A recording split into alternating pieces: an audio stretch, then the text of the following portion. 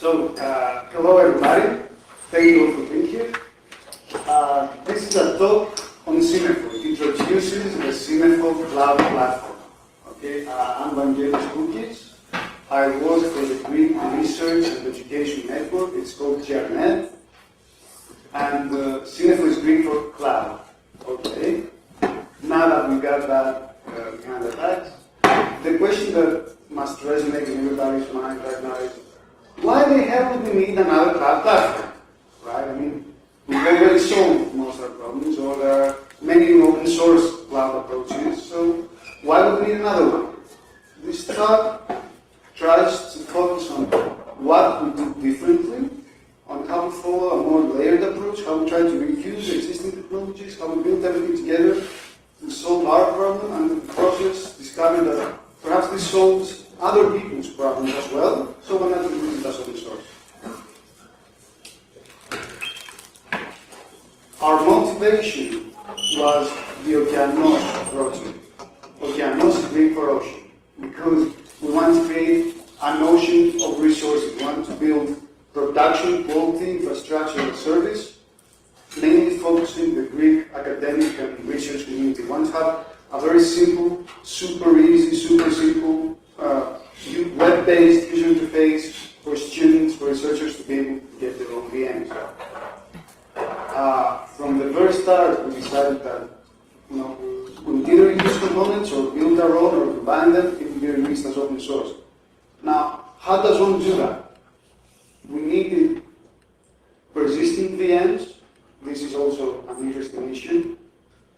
Mark, in a previous conversation, mentioned the whole Amazon-like cloud, and are your VMs your pets or your cattle, and can you let them die and then you spawn some new ones? If you're targeting people who need their VMs to put their data inside and use them all the time, then they are their pets, then they better stay out. How do you do that? We want to do it. We want to explore how to do it. I think we managed to do it using commodity hardware, so there is no expensive storage area network, specialized fiber channel things. We want to scale to the thousands. How do we do it? What kind of software, open source software, do we use right now to build this kind of infrastructure? Any ideas? Okay, so I'm sure we know the word that comes to mind. Okay. In the following, I'll be using OpenStack as an example. It's not OpenStack itself, it's more or less most open source cloud approaches. This project has been running since December 2010 or November 2010. So we did an initial evaluation back then, but what I'm going to talk about most of those for today as well. So the thing is, most open source cloud approaches, they either take it all or leave it. They touch everything, from the hypervisor to the user interface. We know how to do everything, so we'll touch every single layer. And building a cloud, and especially their code, is fast-paced and ever-evolving things. How do you build something on technology that is constantly evolving? Perhaps we should try and decompose the problems into layers and determine whether we can use existing things for a few of the layers so that we can minimize the amount of work that we have to do. So we went back and tried to decompose the problem of building a cloud service into distinct layers. And this is what we came up with. There's the hypervisor layer. We chose to build in KVM. Then there's the node layer, where the software knows that there are many KVM processes, and it runs a single node, a single physical node, and it can start and stop processes, and it can manage the local storage on the node itself, and it can create network bridges, it can do things like that. Then there's the cluster layer. The cluster layer knows that there are many physical nodes, and it manages them as a group. And the cluster is a self-contained management unit.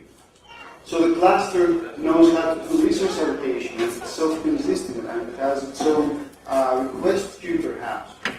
And it's self-sufficient. Then there's the the cloud layer, which is essentially the implementation of the API. And it's a completely different thing from the classic layer in a way that we'll describe afterwards. Then there's the API specification, which is not a software layer per se, but we placed it in a different box that we show that the API specification is not tied to the API implementation. Then there's the user interface layer, which is outside the actual server-side system. Now, there's a big difference between the three lower levels and the three upper levels. There are two different mindsets that we need on this board, or this thick line. The three lower levels, it's things that we already know how to do. This is a compute cloud, the same holds for a storage cloud. The three lower layers is traditional VM management. Because at the start, when I first started learning about the cloud, what is the cloud? Okay, it's essentially managing VMs. We already know how to manage VMs. And it's a difficult thing to do. So the three lower layers are all about processes and signals and synchronization and resource allocation and blocking and request queuing and storage management and configuration of switches and bridging and all these things. System level things that need to be done in a very precise way, that need to be rock solid, that need to be more systems oriented. The three upper layers, it's a completely different world. It's the world of APIs and JSON responses and XML and REST and SOAP and HTTP and jQuery on the client side and JavaScript and all these nice things. Are they the same thing? No, they're completely distinct.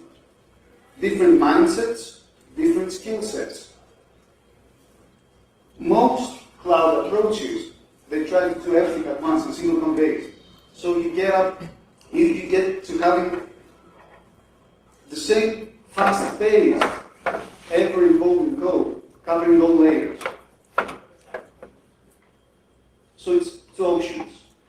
We chose KVM as the hypervisor. Okay, we had to fill in the boxes, okay? We either review something or build something of our own. We chose the OpenStack API because its momentum was tremendous. Everybody was behind it. We wanted to be compatible with third-party applications. We would build on the OpenStack and Qt API, and we would build on KVM. But then how do you fill the remaining boxes? OpenStack says, I have my own node layer. It's OpenStack plus linked virt to control the KK process. I have my own cluster layer, a database that knows both about the VM processes themselves, their states, and the API states, for example. I'll implement the API on my own. I'll do a UI on mine. Well, how do we fill the two lower boxes? Are there any nice tools that perhaps can do great VM cluster management? That's a difficult problem that perhaps somebody else can solve. I mean, I can see it right now. And perhaps we could reuse his code, his experience, and let a huge burden get off our backs, and perhaps we can focus on doing the other things. Are you aware of any nice cluster management tools that one could choose? Well, there was a great presentation on one yesterday, and it's called Ganeri, and that's what we decided to use. If we use Ganeri, it drops. If you haven't used Ganeri yet, please try it out, and you remember my words. So we decided to build on Ganeri because Ganeri already knows how to do good cluster management, and we didn't have to deal with it. And self-sufficient, self-contained. And it gave us, from the very first moment, reliable, migratable VMs. We could take VMs and migrate them from node to node because it knew how to handle, for example, local storage. I'll talk more about this later on. And what about the two other layers? They're much simpler right now. And they became Synnefo. They became our thin cloud layer above Ganeri that implements the OpenStack APIs and allows us to build compute and storage clusters.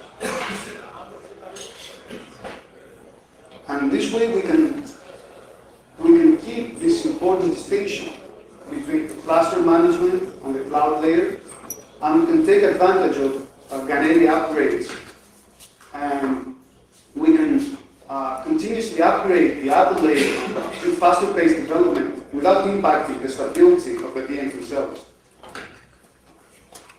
So let's talk a bit about Ganeti so that we know more about it and how it fits our plan. Ganeti is mature, production-ready VM cluster management software. It's used for Google's corporate infrastructure. It manages multiple storage backends out of the box.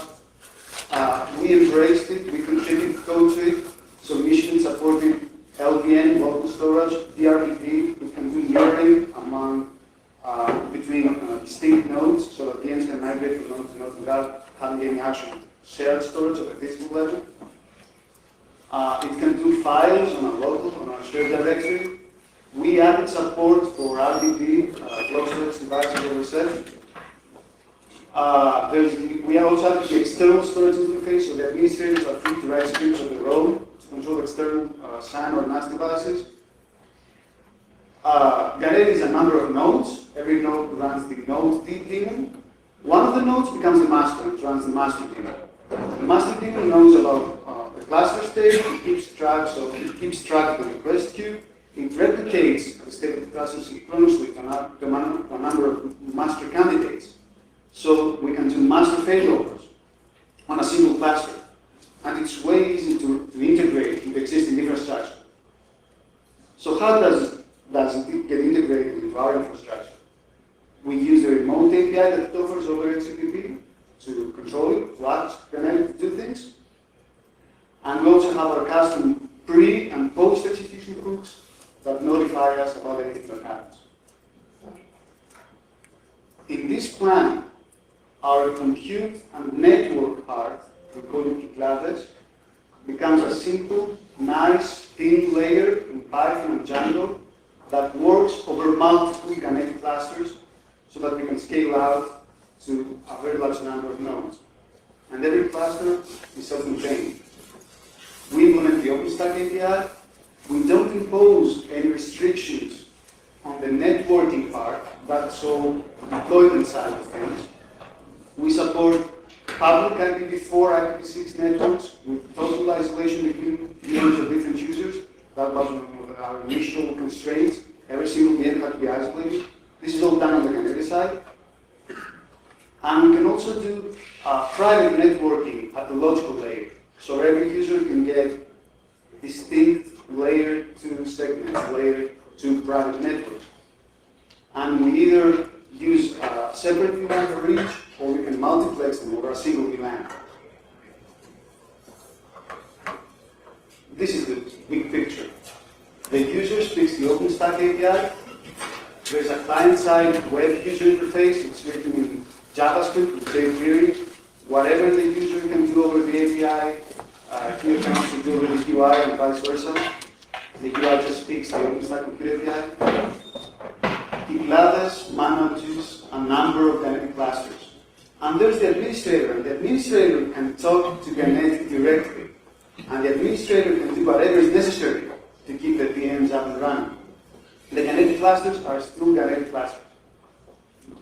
Now the right hand side part is Pithos. Pithos is our storage part. And again, following the same cloud versus cluster distinction, we have implemented a storage service as a Python layer over a cluster management layer, which is either NFS or ADOS or whatever else we have a driver for. But we are agnostic to the actual storage backend. So for Pithos, which also implements an OpenStack API, the OpenStack Object Storage API, every file is a collection of blocks. And these blocks are hashed, and they are referenced based on the unique ID that they get based on their contents. This gives us a very efficient syncing. A client says, I want to upload this file. This file is composed of blocks A, B, and C. The server says, okay, I've got A, I've got B. Can you please give me C that I can create the file for you? The client says, sends block C. The file is created. We get the notification, we get partial file transfers because of that. PFOS is an integral part of Synnefo. It's our single store for files and VM images. Images are just files on PFOS. And PFOS uses a common backend with Archipelago, which is our volume service. Archipelago is responsible for creating volumes, disks for the VMs to boot with. So we can actually create live disks of images, which are files on PFOS. This is PFOS. Its implementation is independent of the underlying cluster management layer. We have a driver for files over NFS or some other shared file system. And we've got a driver that works over safe drivers, the Radius object store. With all these things implemented, here are some of the cool things that we can do. This is an image of Ubuntu, and I can spawn the image into a VM. Now the VM is live, it has its own life cycle.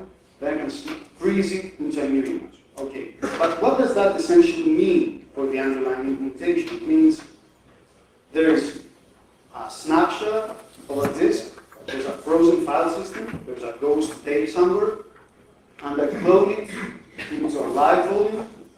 Then the volume has its own life, and it changes, and new blocks are added and modified. Then I snapshot the volume back to a new file, a new snapshot, a new frozen thing. The left-hand side is files on PFOS. The right-hand side is volumes on Archipelago. Why should I do that? Because I can upload my golden Debian image as if it's a file. I can use seeking for that. Then I can spawn tens or hundreds of VMs out of it thinly, efficiently. And how does this happen? These are volumes, and volumes are just linearly addressable block spaces. And I've got my storage backend, which is a storage cluster management system, which is Radius in our case. How do I map from the linear block space to objects on Radius? On this Radius cluster, this is where the PFOS blocks are stored. This is where the user actually uploaded the image, so the blocks are already there. So what do I do? I use the Archipelago layer to map from live volumes to objects on Radius. So initially, all the blocks are mapped to the same objects, and as the user starts overwriting blocks, I have to copy and write and create new objects for the blocks that are changed in volumes. And this is all running right now in our demo cluster, and will be in production like this month. So Archipelago is unified storage for files, images, and volumes over a storage cluster, NFS or Radius. It's a thin layer. It allows for efficient seeking and sharing of images. Why? Because they're just files and PFOS. And since we already have sharing for files and PFOS, then you have sharing for images as well. So I can say I want this image that's just uploaded to be shared with this or that user, and the user can use it to spawn VMs and GitLabs. So this is how the big picture gets complete when Archipelago is added between the Ganeti clusters and the Radius cluster that does serving of the objects. We've written drivers inside Ganeti using the external storage interface to make calls to Archipelago for that. Now, how has this approach helped us move forward? We have rock solid VMs from day one. We were able to upgrade Ganeti and Synnefo independently. We were able to do Synnefo upgrades, once a month, and nothing broke. We were able to do database migrations without having to worry about the actual VM state, because the actual VM state wasn't in our database, so it was easier. We were able to do node evacuations. Actually, not we, the people who do operations. They just, they had to keep the VMs up, so they were free to use whatever tools Ganeti provided. And there are external tools that work with Kinetic directly as well, like Kinetic Web Manager, for example. They can use graphical interfaces to do game integrations. We did a cross data center move from our old infrastructure, a few racks that had Intel processors, to AMD processors, and it worked. We abused the concept of the Kinetic cluster at this point because the cluster actually spanned data centers. We did that any numbers of OVMs with speeds that messed with the database. It worked. We've got more than 2,600 VMs right now. We've got more than 800 users. We've got 7 Kinetic clusters currently in production. We want to scale when we reach beta. This is going to happen this month, to more than 10,000 VMs. This is our goal. It seems feasible so far. I forgot to mention that we've been in alpha since July 2011. We've got VMs running since July 2011. So this is more or less it. All of the Synnefo software is open source. You're free to download it, try it out, give us feedback. You're free to use our demo infrastructure at thecanos.io. Please do so and tell us what you think about it. Thank you for your time.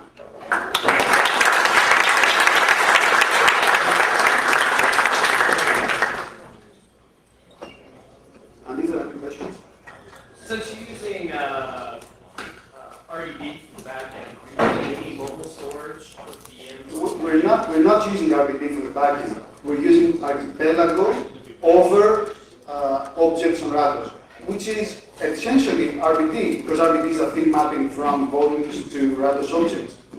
But the thing is, we do mapping taking into account that Pithos has created the blocks so that we can map content address of the blocks. That's it. But no, for Archipelago, we don't use local storage. But the user interface allows the user to actually select the kind of storage that he or she wants, because there was no way we were able to convince our administrators to just go to Rados-based things directly. Because Rados is not the most stable thing ever. So if you want to run enterprise-grade VMs, you have to use the RDP for a start. And then if you want thin provisioning and I want to run our applications, I don't care if my nodes die, then okay, I'll get more Archipelago. There are actually buttons that one clicks and says, I want the RDP-based storage or I want Archipelago-based storage. For Kubernetes network migration, are you using open switch or you cannot use it? We've evaluated it. We think it's a bit too mature to use right now, but we've carefully kept it in a different layer. It's on the Ganeti side. So Ganeti gives you this. It allows you to specify the script that brings up the interface for the hypervisor. And we've got a nice package we call it Synnefo networking, as you install it on the Ganeti node, and it takes care of things. What we're doing right now, we've got 3 modes. One mode is every private network, logical network, gets a separate VLAN. So it's easy. And you can run your own MAC addresses and you can do whatever you want. You can do Microsoft load balancing, for example. That's user selectable as well from the API. We also have another node, that's what we're running production right now, which runs all logical networks on a single VLAN with MAC prefix filtering. So we pick the MAC addresses and we make sure that MAC addresses with different prefixes, which belong to different logical networks, cannot see each other on the same VLAN. We use host-based filtering for that, with data. And we have another node based on VXLAN. We have a prototype VXLAN implementation that does encapsulation of different frames over IP multicast. And it seems to be working pretty well. But all this is independent from the actual Synnefo code. It happens with different scripts on the Ganeti side.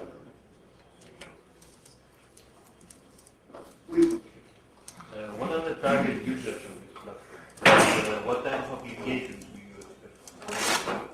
It's an IaaS service, so in theory you can't know what kind of applications people run. But from an initial survey of what people wanted to use, there's mainly 3 kind of users. One is students who want to run their stack and do projects and run their MySQL and the web server and do some development programming, have a server for their Postgres and things like that. One is researchers who want to do a large-scale scientific computation, so they want elastic VMs, elastic in the sense that I can't give you persistent, robust storage, but let's go to elastic, this may fix things, this kind of thing. Then there are these are more far-fetched there are IT departments who want to run their servers on OKI node. Then their servers are their pets. It was a nice analogy that Mark made. They must be kept up and running. These are the main three classes of users that we have identified. There is a component in OpenStack which is called Cinder. Dealing with storage. Would you consider taking just this part of OpenStack and integrate it, assuming it has functionalities that are appealing to you? Your approach seems to be gathering pieces. Of course, it's a matter of where we draw the line. OpenStack seems to be drawing vertical lines. So Cinder goes from the API to the drivers for storage. We like to draw horizontal lines. So we wanted to get storage management into Ganeti itself, because Ganeti logs, for example. Ganeti will log the appropriate sources of synchronization, for consistency, when it comes to allocation. So we really need to run the Ganeti context to allocate log storage. So I guess the API is, we will follow the API, of course, because we want to get third parties value. But the actual implementation, I think we've already done something and it works and it fits our goals nicely. So I don't think we will be considering the implementation. So